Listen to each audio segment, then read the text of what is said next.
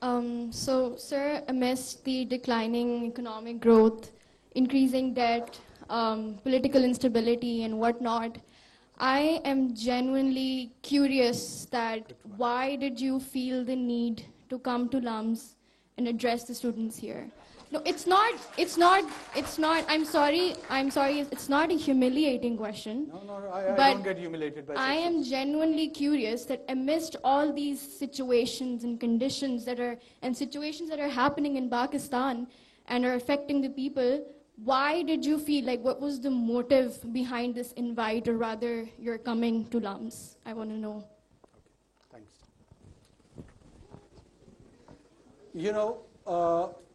Not just like yourself, but I do get puzzled by all these challenges which we are in the midst of it. Political, social, economic, all of it.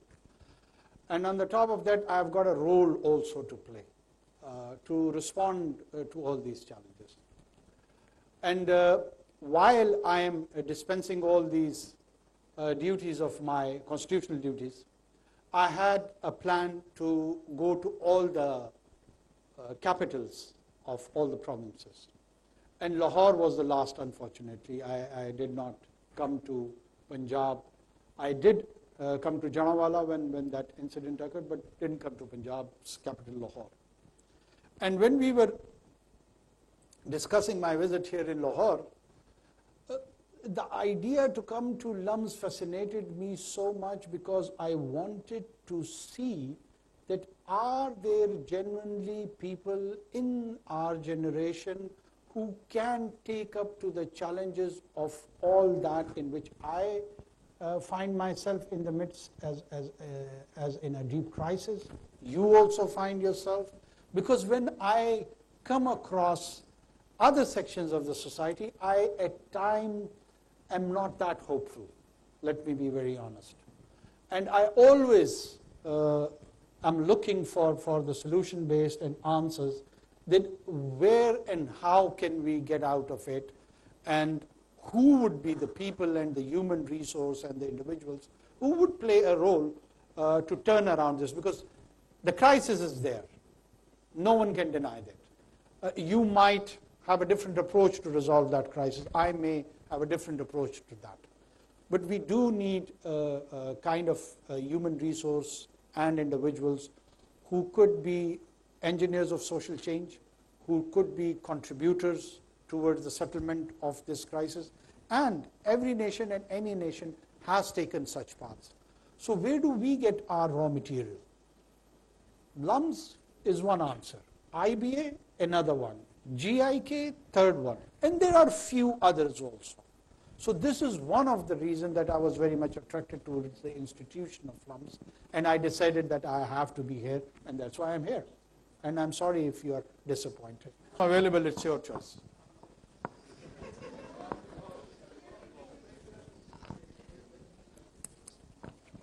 Hello अस्सलाम वालेकुम। वालेकुम अस्सलाम। तो सुबह don news में publish हुआ था कि पाकिस्तान ने अफ़गान जो रेफ्यूजीज़ हैं उनको डिपोर्ट करना शुरू कर दिया है, और दो अफराद जो हैं वो कंटेनर के उल्टा होने से, जो हमारे सामान के जो कंटेनर्स होते हैं उसमें उनको भर भर के डाला जा रहा है और बॉर्डर्स के पास जाके छोड़ा जा रहा है।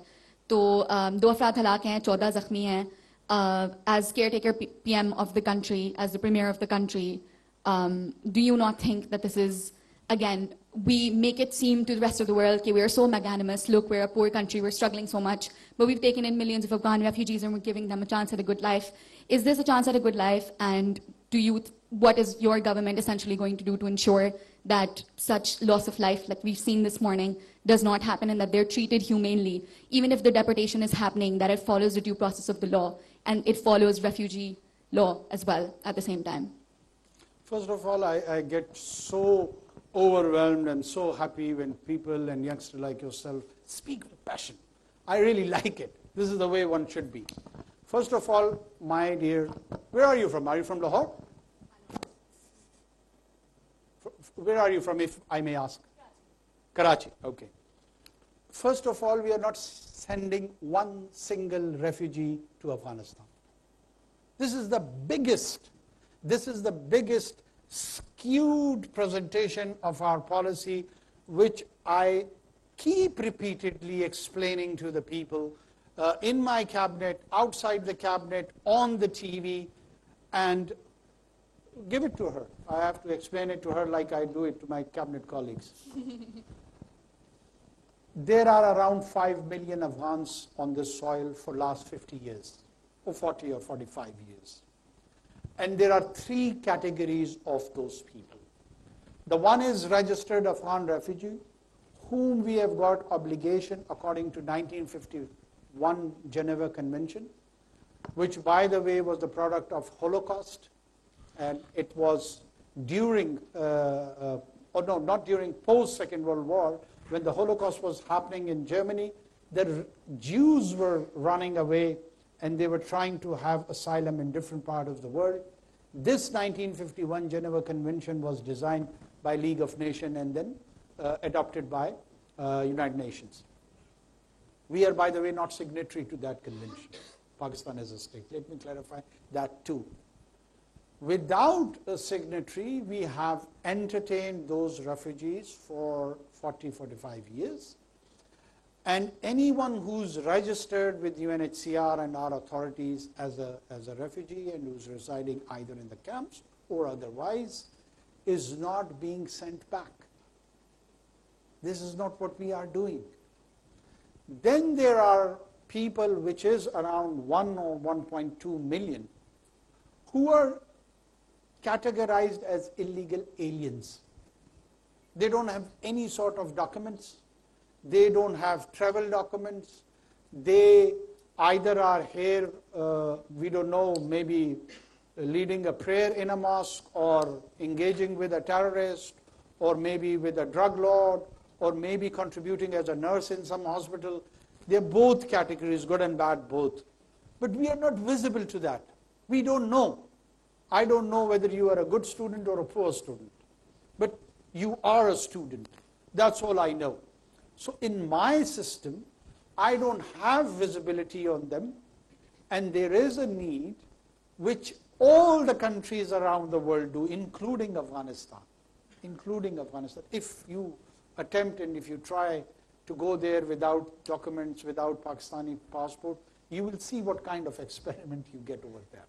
They don't allow entry without documents. You have to have a visa, a travel document, but for them, they want to have it all free.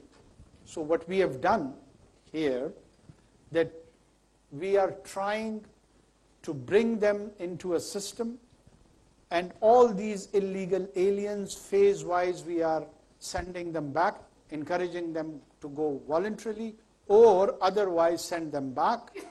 According to the law, there is law, Foreign Act is there, which empowers us that we send back any foreigner or alien who is not into our lawful system. Once they go back, they have all the right to come back. They are not perpetually banned from re-entering into Pakistan. If they want to come back, they should issue a travel document from their own country, go to our mission, get a visa from there, whether they want to come for studies, for business, for any other purpose, just tourist visa, whatever. They definitely can come. But we need a regulated moment and regime with our neighbor. We should have done it earlier. We are late, but we're going to do it now. Sir, I absolutely agree. There needs to be, a documentation of all the citizens of Pakistan, and we obviously cannot proceed without having Nadra cards, without having CNICs, all of that. They also cannot then access the healthcare system and other provisions. I completely agree with you there. What we saw this morning was people being loaded into cargo trucks, and I don't know if you would want to deny the Dawn News report as completely false, in which circumstance this conversation would not be happening, but 2 people have died in the legal process of deportation that is happening. Some 90,000 people have been killed in this country, while some sort of role of such individuals has been identified and concluded by the authorities in this country. I mean, I am pained too, as like you are pained by these 2 deaths. There are many deaths on all the sides. Are we for the deaths? No. Has an accident happened? I will see into that. Was it deliberate? No. We're not murderers. Come on. Absolutely. You know, I'm not saying that we Right? are. Yeah. And